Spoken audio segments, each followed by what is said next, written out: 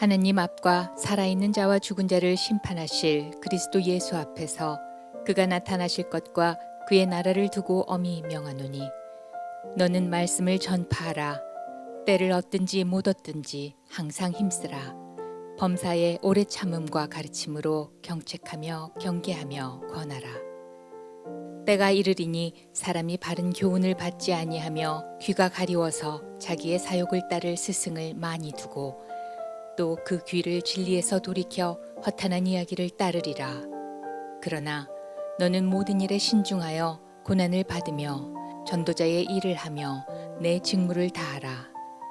전제와 같이 내가 벌써 부어지고 나의 떠날 시각이 가까웠도다.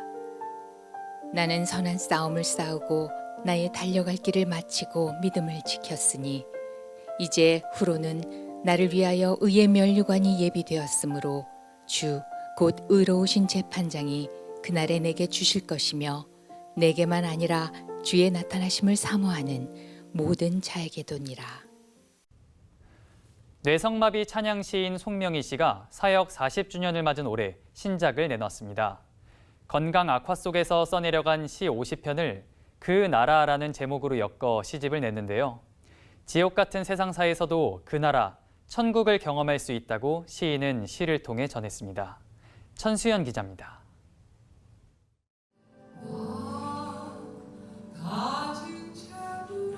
뇌성마비라는 불편한 몸으로 한국교회에 깊은 감동의 시를 선사해온 시인 송명희 씨.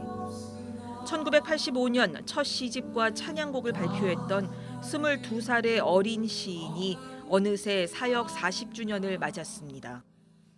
너무 귀한 시로 우리 한국교회를 깨워주었고 많은 성도들이 어떤 상황에서도 하나님을 신뢰하고 바라볼 수 있도록 이끌어주신 너무 귀한 사명을 감당해 주셨는데요. 홍정길 목사, CCM 가수 송정미 씨 등 송명희 시인과 지난 40년을 함께 해온 지인들이 이를 축하하고 감사하는 시간을 가졌습니다. 나, 그 이름 등 시인의 시에 곡을 붙인 대표적인 찬양을 함께 부르면서 여전한 감동을 나눴습니다.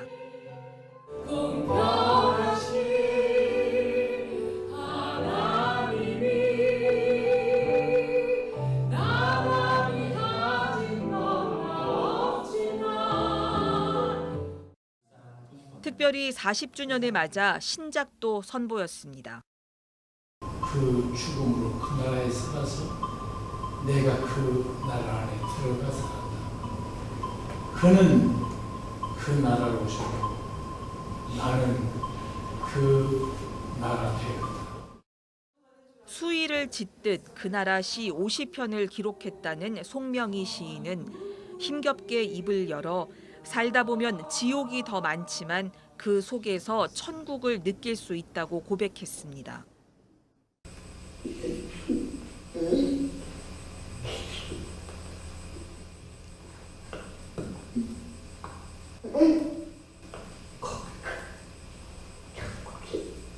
예수님이 계시면 거기가 천국이에요.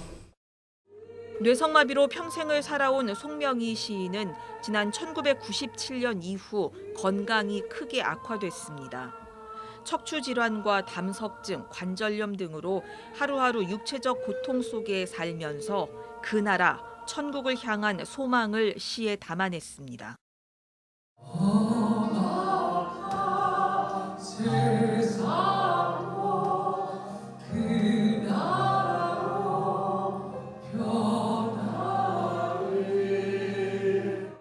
세상의 고통이 무엇인지 누구보다 잘 아는 시인. 지옥 같은 세상에서도 천국을 살 수 있다는 걸 시인은 자신의 몸으로, 자신의 고백으로 알렸습니다.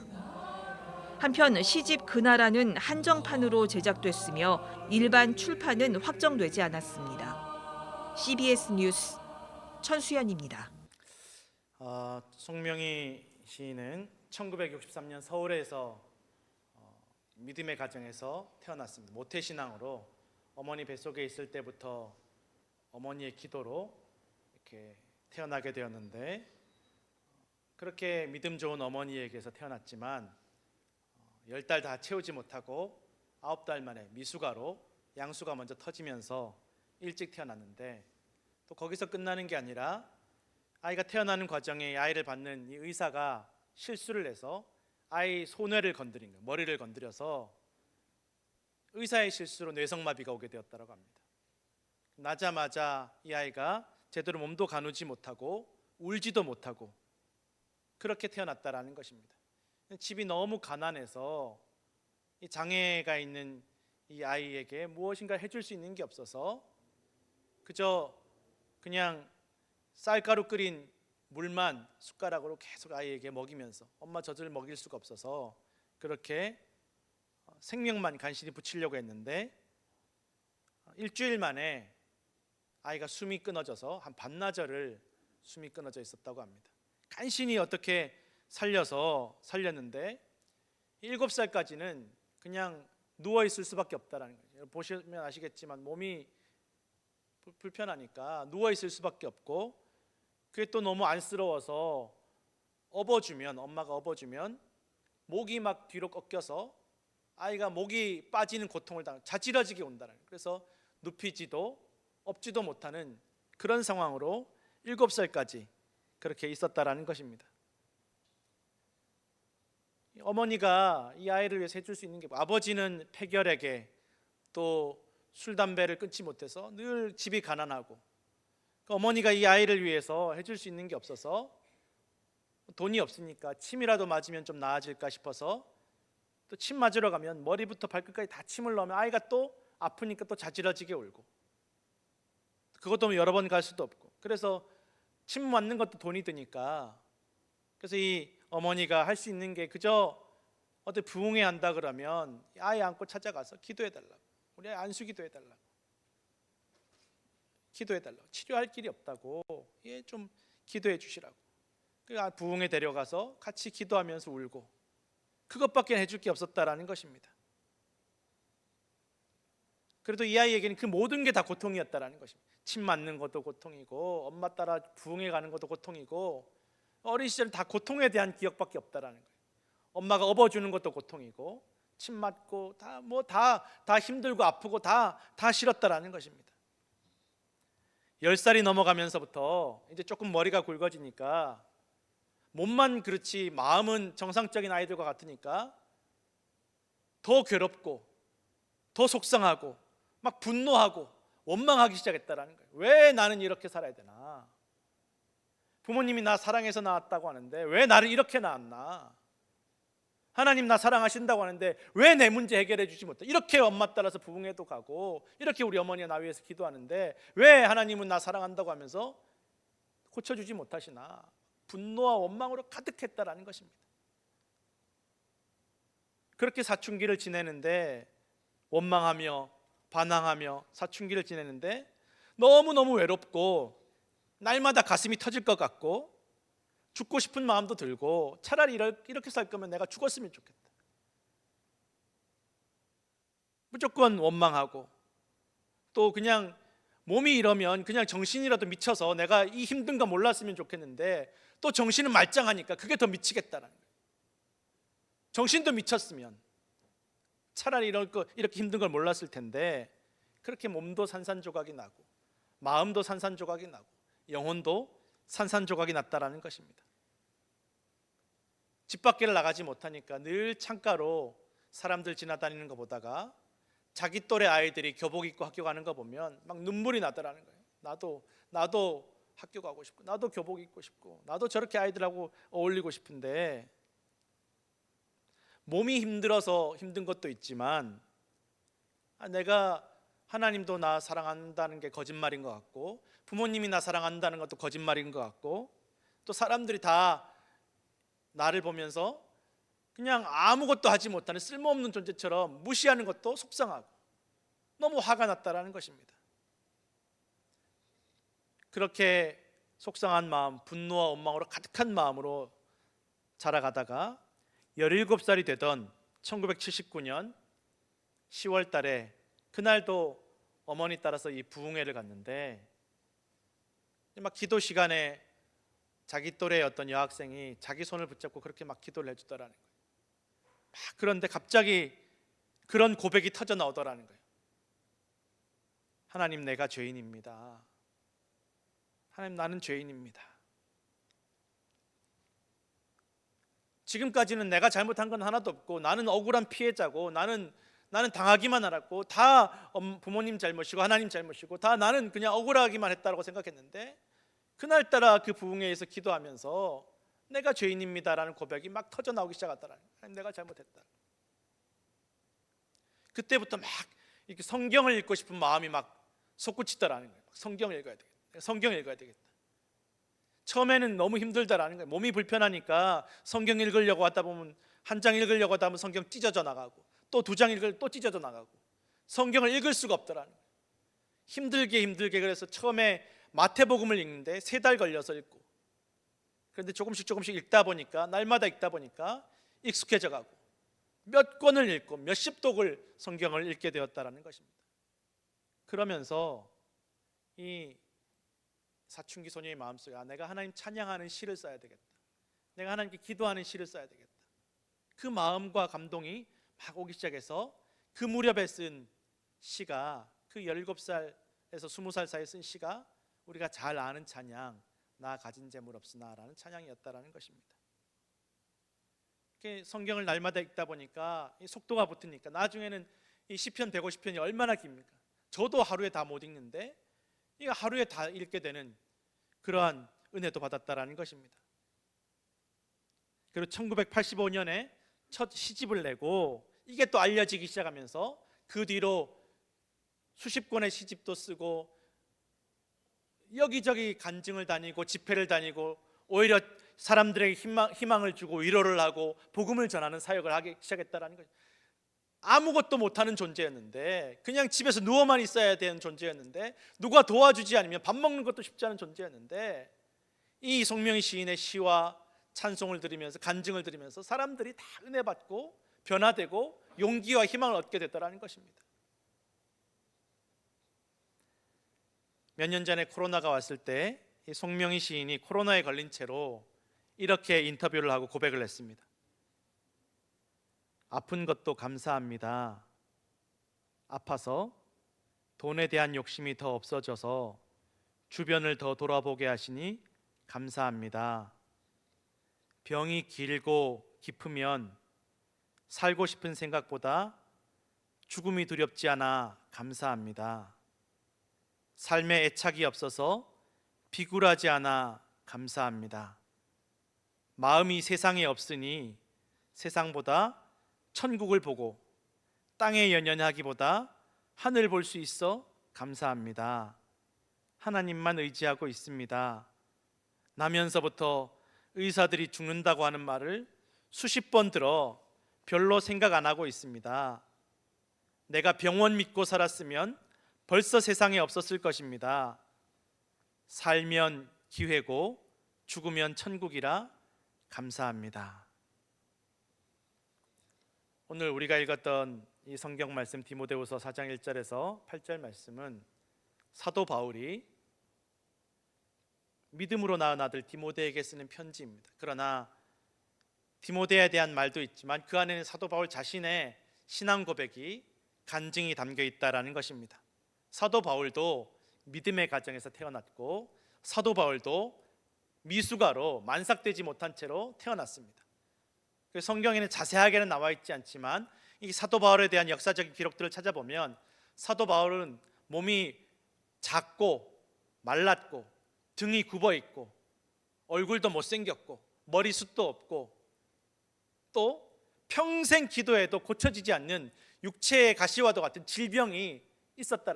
예수님 믿고 나서도 예수님께 기도해도 해결해 주시지 않는, 치료해 주시지 않는, 오히려 너 은혜가 너에게 족하다, 충분하다라는 응답만 돌아오는 그 질병이 사도 바울에게 있었다라는 것입니다. 이 사도 바울도 예수님 원망하고 미워하다가 예수님을 만나게 되었고 그때 비로소 자신이 죄인임을 깨닫게 되었다라는 것입니다. 평생 결혼하지 않고 독신으로 살았지만 그에게는 영적으로 낳은 믿음의 자손들이 너무나 많았고 그 중에 한 명이 디모데였다라는 것, 너무너무 소중한 아들 디모데였다라는 것입니다. 오히려 몸으로 낳은 아들보다 더 바울을 극진하게 섬겼고 누구보다 바울의 마음을 잘 헤아려 줬고 바울을 도와주었던 아들이 바로 디모데였다라는 것입니다. 그 디모데에게 이 바울이 이 편지를 쓴 내용이 바로 오늘 우리가 읽었던 본문이다라는 것입니다. 사도 바울은 예수님을 만나고 이 세상에서 살고 죽는 것이 더 이상 중요하지 않고 예수님께서 반드시 다시 오실 것이고 다시 오실 때에는 산자나 죽은 자나 모두 다 하나님 앞에 서서 심판받게 될 것을 알게 되었고 깨닫게 되었고 그때가 되면 하나님의 다스리심이 하나님 나라가 완성되는 것이 너무나 중요하고 이것을 모든 이들이 특별히 믿음의 아들 디모데는 반드시 알아야 된다라고 오늘 성경은 기록하고 있다라는 것입니다. 엄히 말하고 있다라는 것입니다. 이 디모데에게 바울이 뭐라고 말하고 있습니까? 때를 얻든지 못 얻든지 말씀을 전하고 선포하라라고 말씀하고 있습니다. 때를 얻든지 좀 좋을 때 좀 때가 지금은 아닌 것 같으니까 나중에 좋은 때가 오면 적당한 때가 오면 이 아니라 때를 얻든지 못 얻든지. 왜 바울이 이런 말을 했냐면 이때 당시에 바울과 디모데가 살던 이 시절에 로마 사람들이 다 세상을 지배하고 있고 이 로마 사람들이 뭐라고 하냐면 오직 로마의 황제만 신으로 숭배하고 다른 신은 섬기지 말라는 거예요. 그래서 예수님을 그리스도로 예수님 우리의 왕이시라고 전하고 선포하는 것은 목숨을 걸어야 되는 일이라는 것입니다. 그래서 많은 그리스도인들이 그 핍박과 박해를 피하기 위해서 조금 요 로마 황제 좀 지나면 좀 더 부드러운 로마 황제가 들어오면 아니면 요 좀 핍박과 박해가 좀 지나가면 조금 좋은 시절이 오면 그때 좀 예수 전하고 복음 전하자 이렇게 움츠러드는 사람들이 있었다라는 것입니다. 때를 좀 얻으면 때를 주시면 좋은 때가 오면 그때 복음 전하고 사명 감당하고 직무를 감당하자.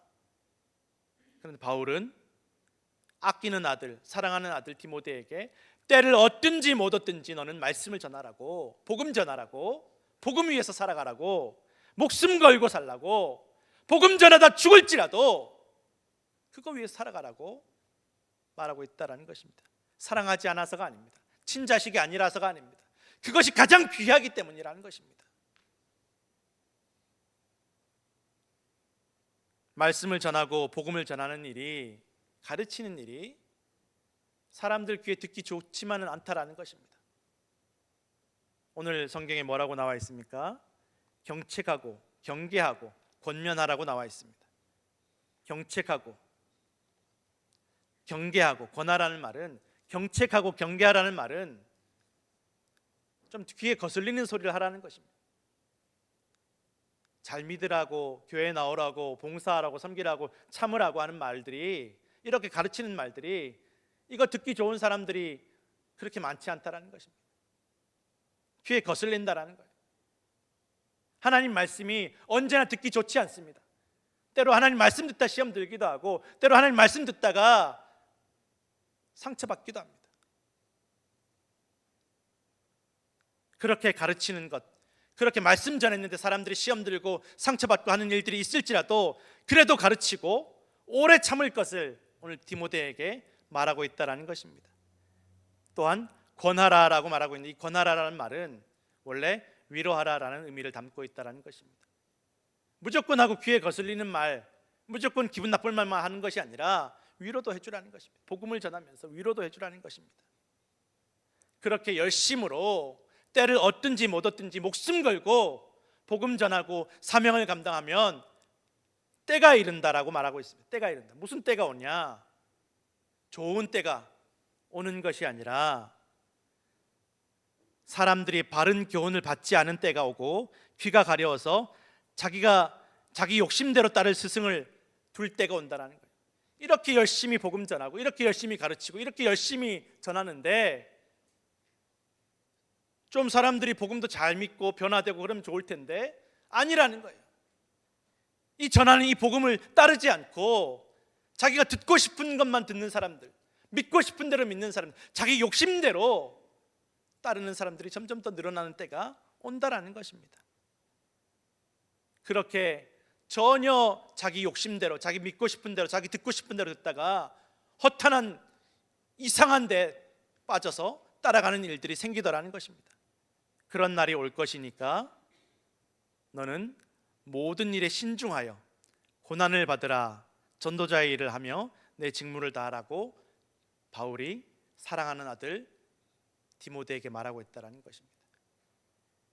좀 좋은 말, 희망적인 말을 해주면 더 좋을 텐데 때를 얻든지 못 얻든지 목숨 걸고 복음을 전하고 사명을 감당하다 보니까 더 사람들이 내 말 듣지 않고 복음을 받아들이지 않는 시대가 올 것이고, 그런데 신중하게 고난을 받고 전도자 일을 하고 내 직무를 감당하라고 말하고 있다는 것입니다. 신중하다라는 말은 한글로 점잖게 번역해서 신중하다는 말이죠. 원래는 술 취하지 말고 정신 똑바로 차리라는 의미를 가지고 있다는 것입니다.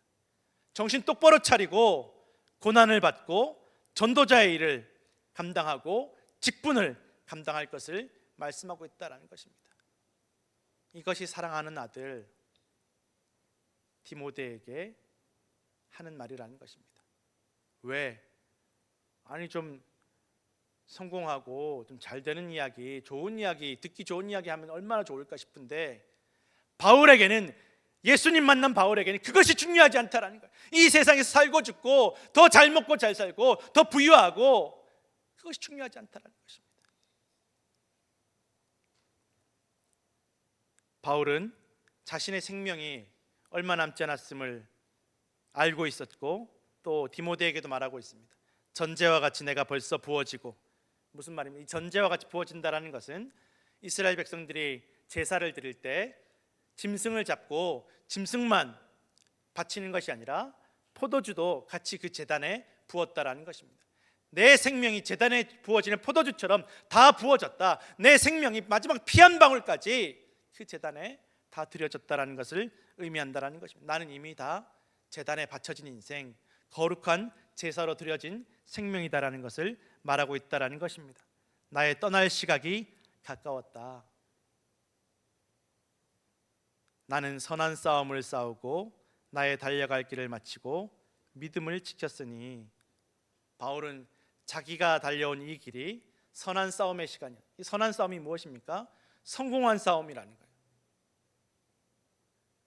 좋은 싸움, 바울에게는 성공한 싸움, 성공이 이 싸움에 승리했다라는 것입니다.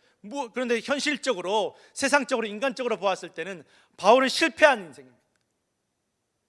그 대단한 학식과 그 모든 것들 다 잃어버리고 예수 믿고 나서 사람들이 바울을 더 존중해주고 박수쳐주고 바울을 더 귀담아 들어주는 것이 아니었고, 오히려 바울은 예수 믿고 나서 사람들이 더 손가락질하고, 오히려 그리스도인들끼리 교회 안에서도 바울을 손가락질하고 바울의 말을 듣지 않는 거죠.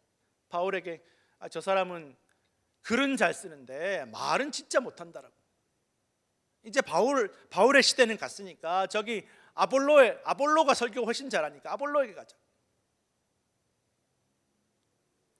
세상적으로, 인간적으로 보았을 때는 실패한 인생. 그리고 그 복음 때문에 복음 전하다가, 예수 전하다가 감옥에 갇혀서 이제 죽을 날만 기다리다가 이제 죽을 날도 얼마 남지 않았다라는 것을 말하는 인생이 무슨 어떻게 좋은 인생, 성공한 싸움이었겠습니까? 그러나 바울은 내가 달려온 길이 선한 싸움, 성공한 싸움, 좋은 싸움이었다라고 말하고 있다라는 것입니다. 왜 그렇습니까? 믿음 지켰기 때문에. 믿음 지켰기 때문에 무슨 일을 만나고 누구를 만나고 무슨 소리를 들어도 이 믿음 지켰기 때문에 바울은 자기 스스로 내 싸움은 선한 싸움이었음을 고백하고 있다라는 것입니다. 성도 여러분, 성도의 성공이 어디에 있습니까? 성도 인생의 성공이 어디에 있습니까? 성경은 사탄에 대해서 분명하게 기록하고 있습니다. 사탄은 누구입니까? 고발하는 자입니다. 하나님께 우리를 고발하는 자입니다. 보십시오. 잘해줘봐야 소용없습니다. 언제나 우리를 하나님 앞에 고발하여서 우리를 하나님의 진노 가운데로, 우리 하나님의 진노의 멸망 가운데로 밀어넣으려는 존재가 바로 사탄이고 마귀라는 것입니다. 고발하는 것입니다. 때로는 우리를 위해 주는 척, 야, 정말 하나님이 그렇게 말씀하시더냐? 아니야, 하나님 질투나서 그러는 거지. 이거 먹으면 너희가 하나님처럼 될 거야. 믿음을 흔들어서 하나님 고발하는 것입니다. 저 욥이 괜히 저렇게 잘 믿는 게 아닙니다. 다 하나님 복 주셔서 다 잘 믿는 거지. 저 복 주신 거 빼앗으면 욥의 믿음은 흔들려 버리고 없어져 버릴 것입니다. 고발하는 것입니다. 고발하는 것입니다. 예수님 위해 주는 척, 배고프지 않냐고. 돌을 떡으로 하나님 아들이면 이 돌을 떡으로 만들라고. 저 높은 데서 성전 꼭대기 뛰어내려 보라고. 하나님 지켜주신다고 하지 않았냐고. 하나님 말씀이 맞는지 아닌지, 하나님 정말 그렇게 하시는지 확인해 보라고. 나한테 절하면 이 세상 부귀영화 권력을 다 주겠다라고. 그렇게 우리의 믿음을 흔들어서 고발하는 존재가 마귀다라는 것입니다. 그 고발하는 존재 마귀에 대해서 우리가 승리하는 것이 무엇입니까? 이미 사실은 아담의 시대 이후로부터 우리는 고발당해서 사형 선고를 받은 존재들이라는 것입니다. 여기에서 벗어나는 길이 무엇이 있습니까? 아니라는 것. 우리의 믿음을 증명하는 것입니다. 마지막 하나님의 심판대 앞에 섰을 때에 우리의 믿음을 증명하는 것입니다. 무슨 일을 만나도, 누구를 만나도 내가 믿음 지켜낸 것을 하나님 앞에 보여드리는 것입니다. 나는 이런 어려움 당하고, 저런 손가락질 당하고, 이런 조롱 당하고, 이렇게 어려운 일 당했지만 내 믿음 지켰습니다. 그러면 의로우신 재판장이신 예수님께서 우리에게 의의 면류관을 주시고 영광을 주시고 영원한 생명을 주실 줄로 믿으시길 바랍니다. 우리의 성공이 어디에 있습니까? 그러니 여러분, 이 세상의 일 때문에 일희일비하지 마십시오. 조금 비즈니스 잘 되고 복권이 당첨됐네, 너무 좋아하지 마십시오. 내가 아프고 힘들고 고통스럽네, 사람들이 나한테 손가락질하네, 그것 때문에 낙심하지 마십시오. 무슨 일을 만나도 내가 하나님 앞에 믿음 지키는 것, 그것이 가장 귀하고, 마지막 하나님 앞에 섰을 때, 예수님 앞에 섰을 때 우리의 믿음이 드러나는 것, 그것이 더 중요한 일인 줄로 믿으시길 바랍니다. 성도 여러분, 예수 그리스도를 믿는 성도의 인생의 성공이 어디에 있습니까? 무엇이 선한 싸움입니까? 무엇이 성공한 싸움입니까? 남들보다 더 뛰어난 육체와 건강을 가진, 나는 생전 기도했더니 아프질 않아, 평생 아픈 적이 없어, 그것이 성공입니까? 내가 기도했더니 비즈니스가 대박이 나고, 기도했더니 파워볼이 당첨이 돼서 이제 몇 대손 자자손손 걱정 없이 살 거야, 그것이 성공입니까? 내가 열심히 기도하고 신앙생활, 사람들이 내가 말만 하면 다 뒤집어지고 변화가 돼, 그것이 성공입니까?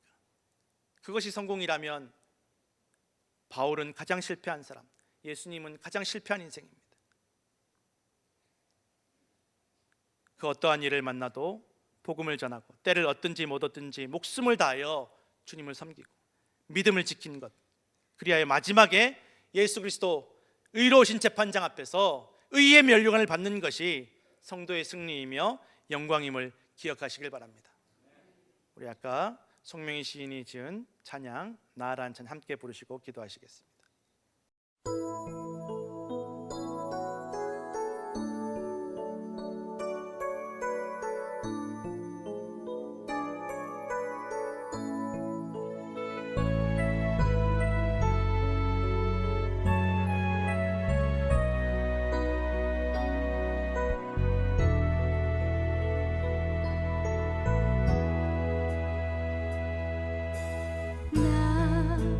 가진 재물 없으나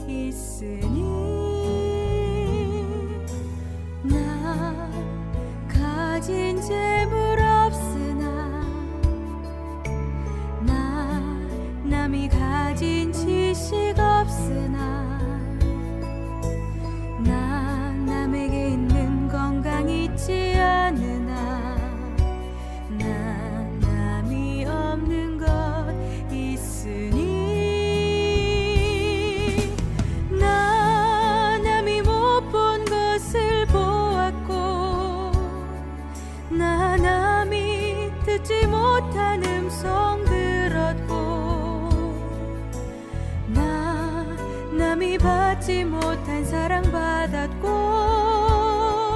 나 남이 모르는 것 깨달았네. 공평하신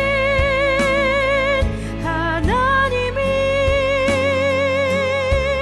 나 남이 가진 건 나 없지만 공평하신 하나님이 나 남이 없는 것 갖게 하셨네.